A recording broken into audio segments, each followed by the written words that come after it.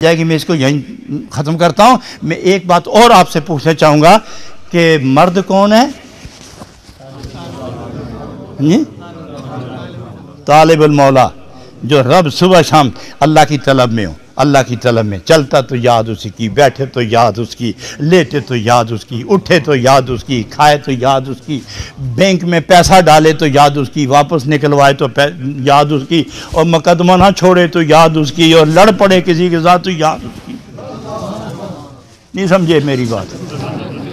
और तालिबुल मौला भी लड़ते हैं यार जी। बड़े कम बोले हो, फितना है कोई थोड़ा थोड़ा। हाँ चलो, ये खूबसूरत महफिल है। मैंने वैसे तफन्नुन ने तबा के तौर पर यह बात कह दी है। औरत कौन है? फरमाया जिसके दिल से याद खुदा निकल जाए, जिसके दिल से हुब्बे नबी निकल जाए, हुब्बे नबी सर्द हो जाए,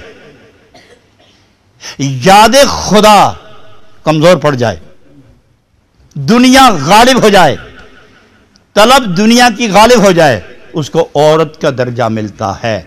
और एक तरफ मर्द और एक तरफ औरत, दरमियान में एक दर्जा और भी है जी।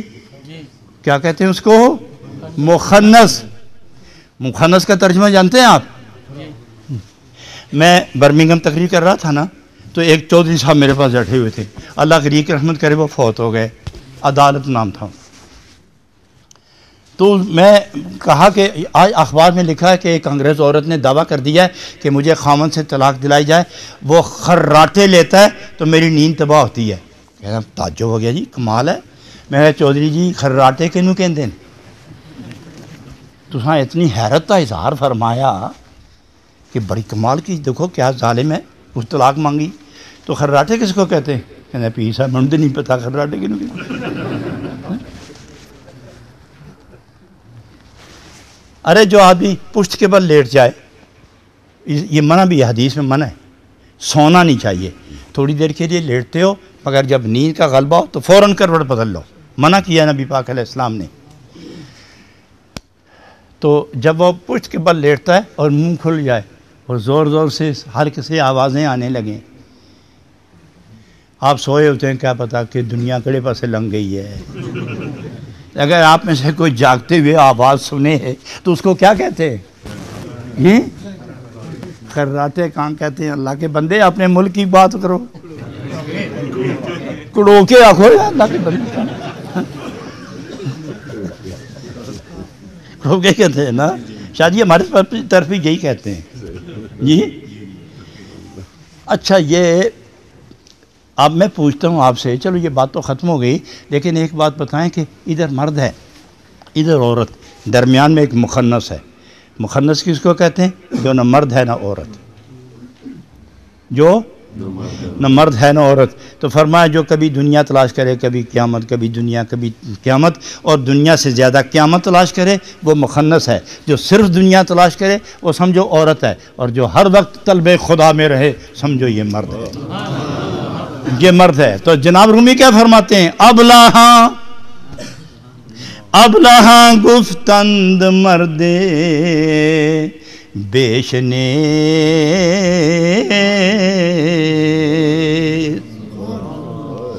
जिनकी तुम इतनी बड़ी तारीफें करते हो, एक मर्द ही तो है।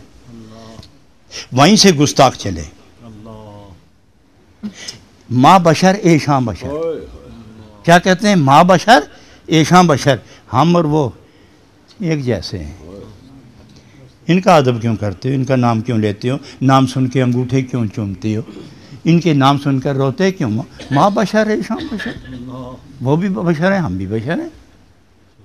ये गुस्ताखी शैतान ने करवाई और खुदा ने छुट्टी दी कि हम देखते हैं कि बदनसीब कितने और नसीब वाले कितने, बदनसीब कितने और नसीब वाले कितने। और कमाल ये है कि खुदा ने सजदा करवा के नसीब, बदनसीब और बानसीब, इनके दरमियान फ़र्क नहीं किया कि कौन सजदा करता है नसीब वाला, कौन नहीं मेरा जिक्र करता वो बेनसीब। फरमाया नहीं, कौन अदब करता है मेरे नबी का वो नसीब वाला, कौन बेअदब है वो बेईमान बदनसीब है। फ़र्क अपने ज़रिए नहीं करवाया, फ़र्क अपने नबी के ज़रिए करवाया।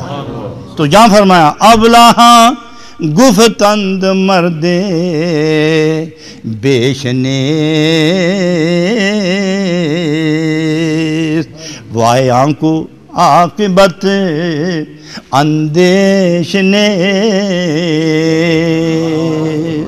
अफसोस है उस बदनसीब के लिए जिसे क़यामत का कोई ख्याल नहीं कि मैंने खुदा के सामने जाना है, मैंने रसूलुल्लाह की बारगाह में हाजिर होना है, वहाँ क्या होना है उसका तसव्वुर नहीं। उससे बड़ा बदनसीब कौन है? जो आज नबी का गुस्ताख है वो कल मुंह काला लेके उठेगा, और जो आज नबी का ताबेदार है वो कल चमकता हुआ चेहरा लेकर उठेगा। हज़रात गिरामी, ये जहान सारे का सारा, इस सारे जहान को उर्फ़ आम के एतबार से सारे जहान को अर्श से लेकर फ़र्श तक, मशरिक़ैन से मग़रिबैन तक सारा जहान इसमें जो है, इसे उर्फ़ आम में तसव्वुफ़ की ज़बान में इसे आलम कबीर कहते हैं, और इंसान को आलम सग़ीर कहते। आलम सग़ीर हुआ इजमाल और आलम कबीर हुआ तफसील। तो गोया इस दो जहान की खासियत, माहियत, कैफियत, कमियत, इसकी आदत, इसकी खसलत, इसके होने न होने की जो कैफियत, इसके आने जाने की कैफियत, ये जो कुछ है इसका जौहर इंसान के अंदर मौजूद है। जानवर की कैफियत भी इंसान के अंदर है। वक्त नहीं ना आज, मैं फिर कभी आऊँगा यहाँ जी, मैं फिर आऊँगा, और इंशाअल्लाह मैं उस वक्त, आज तो फारग हो रहा है कि उस वक्त बेड फोल्ड नहीं होगा। अब तो मैं फोल्ड करने लगा हूँ ना इसको, नहीं समझे मेरी बात जी। माशाअल्लाह इस दफ़ा मैं तकरीर क्या मैं मजलिस ख़त्म करने लगा हूँ, बेड फोल्ड हो रहा है, और उस दफ़ा नहीं होने दूँगा। तो यह है आलम सारा, और आप उस आलम का एक हिस्सा हैं। आप भी आलम सग़ीर हैं, और आप देखा जाए आप में से भी हर बंदा आलम कबीर है, लेकिन आलम कबीर साबित करने के लिए एक मरहले से गुजरना पड़ता है। आप देखते नहीं हैं, ये खून लेते हैं आदमी से, ये डॉक्टर खून लेते हैं ना, तो 5-6 बीमारियां अंदर से निकाल लेते हैं। एक बोतल इतनी खून की 8-10 मशीनों से वो गुजर के आता है, तो 10 वो मर्ज़ें बताते हैं, ये भी हो गया, ये भी हो गया, ये भी हो गया। वह कहाँ था? खून के अंदर है। तो मालूम हुआ कि ये खून की एक शीशी वो आलम सग़ीर है, और आप आलम कबीर है। लेकिन वो जब फैला खून तो 10 बीमारियां निकल आई। तो अगर ये कैफियत है तो इस तरह एक रूहानी मशीन भी है। बंदा जब उस मशीन में जाए, 2 आलम बिखर के निखर के सामने आ जाते हैं। वो उस मशीन का तज़किरा फिर दूसरी दफ़ा करूँगा, बहुत वक्त हो गया। आपने जिस मोहब्बत से मेरी सारी गुफ्तगू और हज़रत अल्लामा पीर कामिल रहनुमाए अकमल जनाब रूमी रहमतुल्लाह अलैह के इरशादात सुने और अज़मत इंसान की कैफियत से आगाह हुए, और जिस मोहब्बत और एहतराम का आपने इजहार किया है, मैं उसका ममनून भी हूँ और दुआगो